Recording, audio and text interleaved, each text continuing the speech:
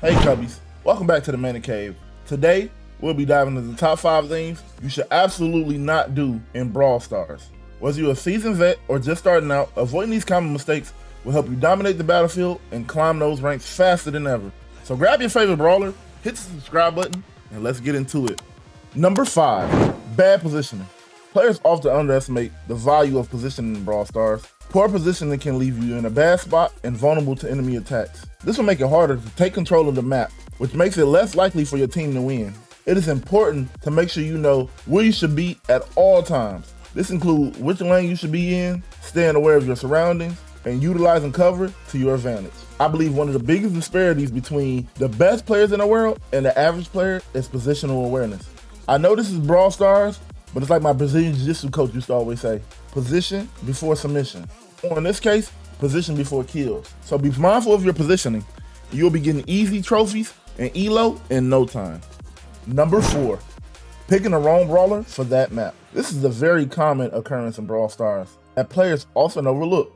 Before locking in that brawler in draft or deciding to push trophies on a ladder, consider the map layout and your team composition to maximize your chances of success. In draft, try to think about all the ways the enemy team counters the brawler you are picking. For example, in most cases, you should not be first picking Fang on open maps when most likely the enemy team composition will outrange you, not to mention all the brawlers that could be picked to counter you. Yes, I'm looking at you, Tonio. Instead, maybe consider picking a safe pick like a marksman. That's just one example, but one of the best ways to learn what brawlers are good on a map is by watching players that are better than you and asking questions. This won't come overnight, so be patient and try to enjoy the amazing journey. Number 3, not utilizing resources effectively.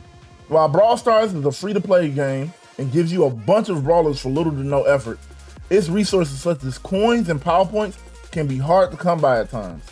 In my opinion, Brawl Stars is most fun when you have brawlers full kits available, aka having them maxed out. It's all fun and games beating up bots on a newer account, but as you gain more trophies with individual brawlers and as an account in general, you will find out most people are pushing with power level 10s or 11s.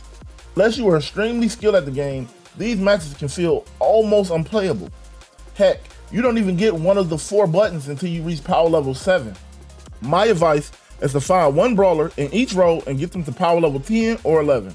Also, you should get at least 1 gadget, 1 star power, and at least 1 gear for each of them. Trust me on this one. You will thank me later.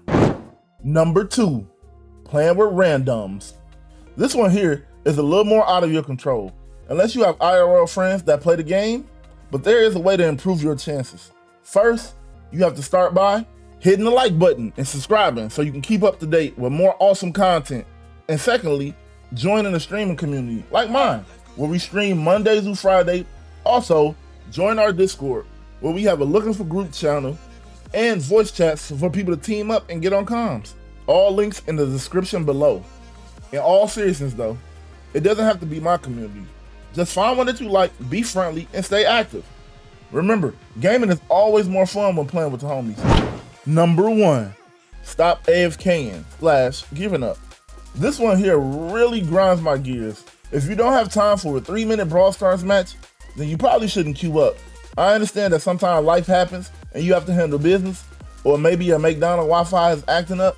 But if you're constantly disconnecting, then maybe you should wait until a later date or time until your internet is working properly.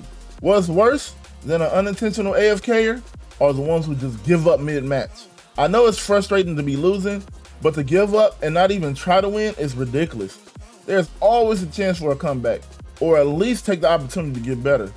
Actions such as these are just not fair for your teammate or competitors. I know it's easy just to blame your teammates, but remember, sometimes you are the bad random. So be brave and continue until the match is done.